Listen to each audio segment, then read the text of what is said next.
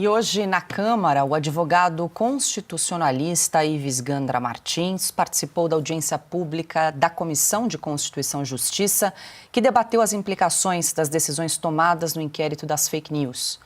O jurista afirmou que o chamado inquérito do fim do mundo tornou-se o que ele classificou como um buraco negro. Esse inquérito que o meu querido amigo Marco Aurélio chama de inquérito do fim do mundo, não poderia continuar. Virou um verdadeiro buraco negro. Tudo quanto é matéria entra em fake news. E se nós analisarmos a Constituição, ela não permitiria esse, inclusive, inquérito. Todo cidadão deve ter a liberdade de dizer o que pensa, e se abusou, vai ser a posteriori, não a priori impedido de dizer aquilo que ele entendeu, que naquele momento era importante dizer numa democracia, que é sempre um debate de ideias.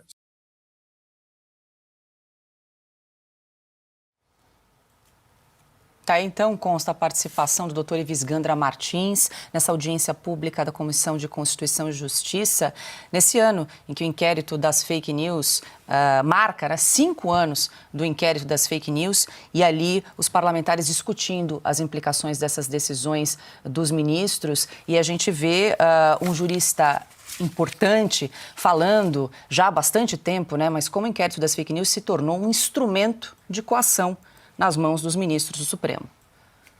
Sem sombra de dúvidas, cabe tudo, né? Ele disse até o óbvio. E é curioso, né, que hoje eu até escrevi isso, né? Se está puxado para um leigo como eu, imagina para os grandes juristas, né, para os juízes desse país. Vê, por exemplo, um Dias Toffoli que bombou em 2 tentativas na prova para a magistratura, comparar a liberdade de expressão com liberdade de agressão ou de assassinato.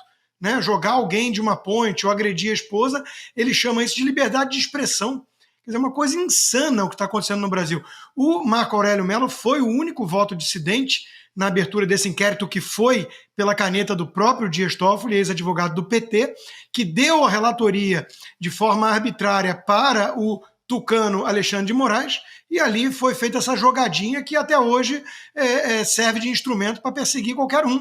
Né? Eu denunciei logo no começo esse inquérito em cortes internacionais e hoje eu sou um réu. Né? E estou, exatamente como alertou o doutor Ives Gandra, né? Previamente censurado, além das minhas contas bancárias congeladas há 2 anos e meu passaporte brasileiro cancelado. Quer dizer, do nada, sem crime, sem nada. Né? É um negócio insano o que nós estamos vivendo no Brasil. E o doutor Ives Gandra, por denunciar esse tipo de coisa ou avaliar a interpretação possível para o artigo constitucional 142, ele é alvo também de perseguição. A OAB fica querendo, então, investigá-lo, intimidá-lo de alguma forma por isso. Ele que não só tem esse renome todo, esse respeito das pessoas sérias do Brasil, como estava lá na hora de promulgarem a Constituição. Né? Então, é uma tentativa realmente de destruir tudo aquilo que presta no país para proteger tudo aquilo que não presta. Piotr. O doutor Ives usa 2 expressões em latim, a priori e a posteriori. É a definição clara do que é direito à liberdade. Você não vai ser proibido a priori. Você diz o que você acha que deve. A posteriori, obviamente, o devido processo legal, alguém pode reclamar e você pode ter que responder. A Constituição diz exatamente isso. Tanto que ela veda o anonimato. Quando ela garante a liberdade de expressão, ela veda o anonimato. O Constituinte foi sábio. Eu passei a minha vida inteira ouvindo que a Constituição era cheia de problemas. Ela pode ter problemas, mas vamos reconhecer ali os momentos em que o Constituinte estava muito inspirado. Ele garante a liberdade de expressão, veda o anonimato. Por quê? Porque se você cometer um crime contra a honra, você tem que responder. E tem lei para isso. Agora, vai responder aonde? Na primeira instância, com o devido processo legal, o que garante o direito à ampla defesa.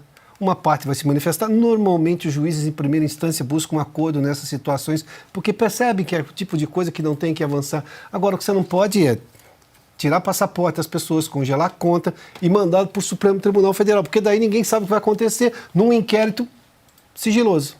Aí não existe nada. Onde está escrito isso na Constituição? Em nenhum lugar. Como também está garantido na Constituição que o parlamentar é inviolável. por quaisquer palavras e votos. Agora o Supremo não, reinterpretou. Tem vários, inclusive, entendimentos do próprio Lewandowski, quando ministro do Supremo, em que ele considerava que não, a inviolabilidade abarca isso no artigo 53. De repente muda.